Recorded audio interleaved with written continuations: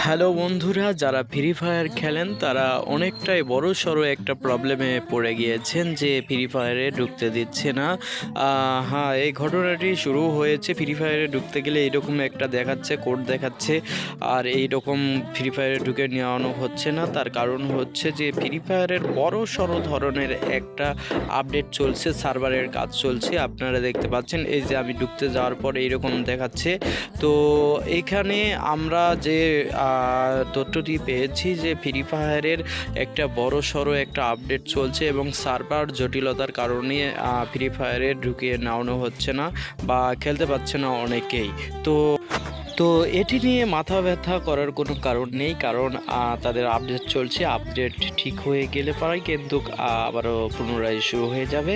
আর আপনারা জানেন যে এই প্রবলেমটি অনেকেই ফেস করছেন, তারা ঢুকতে পারছেন না। তো সার্ভারের জটিলতার কারণে এই সমস্যাটি মূলত হচ্ছে।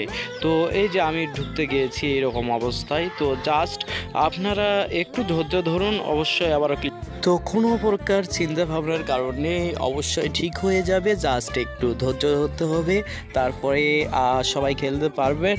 আর যদি সার্ভারটি ক্লিয়ার করানো হয়, তো সার্ভার ক্লিয়ার হতে কতটুকু সময় লাগবে এ বিষয়ে আমরা জানতে পারিনি, তবে 2 থেকে 3 বা 4 ঘন্টা লাগতে পারে এই সার্ভার ঠিক হতে। তো আপনারা আমাদের ভিডিওটিতে লাইক করবেন।